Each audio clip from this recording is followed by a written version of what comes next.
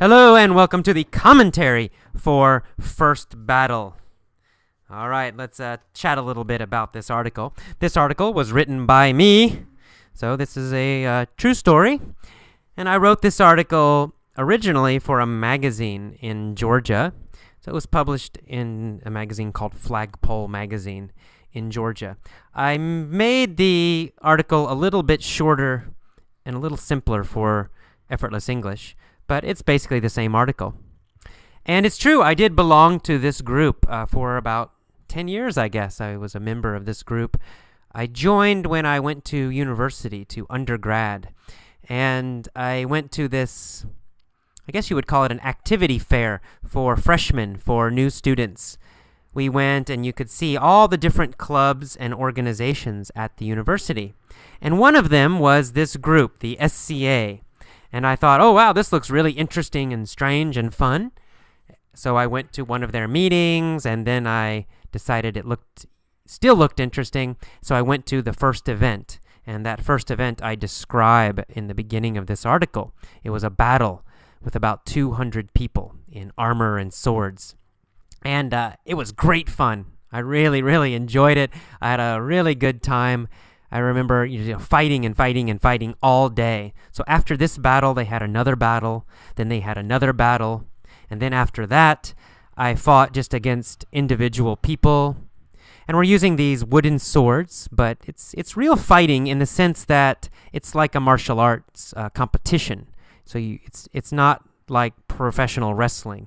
You actually do try to win. So if you hit somebody, for example, if you hit them in the head, then they die. If you hit them in the chest, in the body, they die. If you hit them in the arm or the leg, they lose that arm or they lose that leg. They have to put it behind their back. They can't use it. So it's quite fun, actually. And I continued going to many of these battles for many years. And then finally, I went to graduate school. I got busy, started teaching English, and most importantly, I started to travel.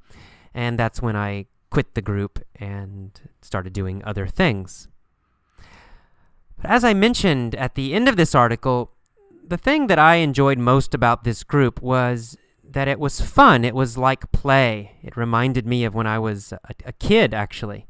And we would just run around and play all the time and just have fun. It was not so serious.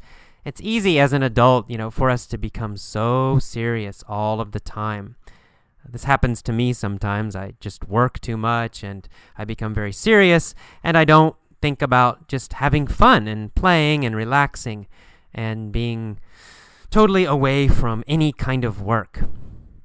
But I think it's very important. We need to do that, especially if we are in some kind of creative field or we need to be creative.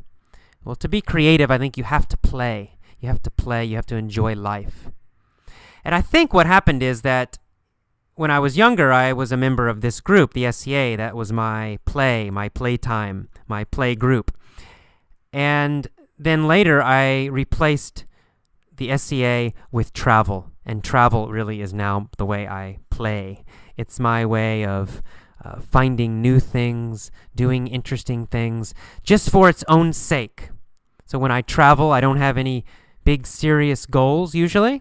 I just want to learn and enjoy and be surprised. My favorite thing about traveling is that it surprises me. I wake up in the morning and I don't know what will happen that day, right? Normally here in San Francisco, I go to work. I have the similar day each day. It's kind of a routine. Most of us do that if we're working. Well, I think it's important we have to break that routine somehow. One way is to join some group like the SCA. You join some creative, fun group, and you just go out and have fun. You break your work routine, right? You do things that are not so serious. You do things that might be surprising or new or different. Maybe you go and you learn how to dance, or you go out to nightclubs, or you go out with your friends somewhere, or you take a trip, or you join some interesting group. But anyway, we need these things in our life, I think, so that we don't become terribly boring and dull. Because if you just go to work or go to school, come home, study, go to sleep, do the same thing all the time, you become boring and dull.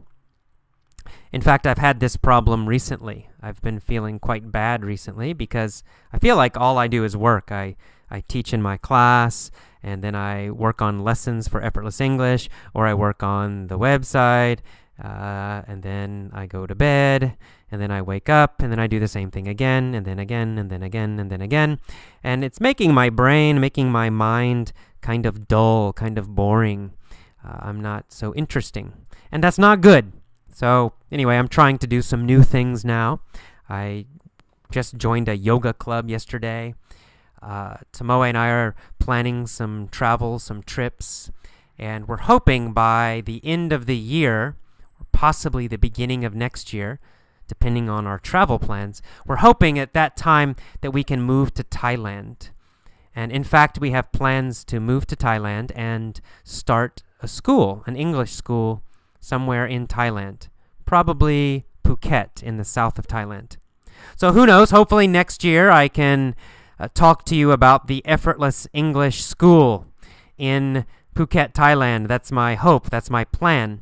That's what we are hoping to do. But, I don't know. We'll see what happens. I don't know about the time right now. But for now, trying to do some yoga, trying to do some fun things, and also planning some trips. Tomoe and I are also talking about taking a trip to South America at the end of the year. We would like to go to Ecuador and Peru, possibly Bolivia. If there are any Effortless English members in those countries, we would love to visit you. We would love to see you. So if you're living in Peru or Ecuador or Bolivia, maybe even Chile or anywhere in that region, then please email us, or I'll look on the member list. If I can find you, maybe we'll come and visit you and chat with you. Okay, well anyway, the basic message from this article is to have fun. Don't always be so serious. You have to enjoy your life. You have to do things for their own sake, just because you like them. No other reason. That might be travel. That might be a fun group like this. It might be joining a soccer club. It might be anything. I don't know. But I think it's a great idea, in order to be happy, to have some activities like this where you change your routine. You don't do the same thing every day, and that you can just have fun and enjoy your life. So please do that. And that goes for English too. Take a break from English sometimes. You don't need to be so serious about English all the time. It's good to be a motivated student. It's good to be a serious student. But sometimes you just need to have fun. If you feel tired of English, no problem. Just take a break. Take a break. Take a vacation from English. Or maybe you don't want to take a vacation from English. That's okay. Focus only on fun things for English. Just find some fun movies that you enjoy. Find some funny TV shows and focus on those. Learn from those. Find an interesting, fun book or magazine or blog or website and just learn from those. You don't always have to be so serious. Serious is good. It's okay. It's good to be serious a lot of the time, but you need a break sometimes. So please give yourself a break. Okay, I'll see you next time. Bye-bye.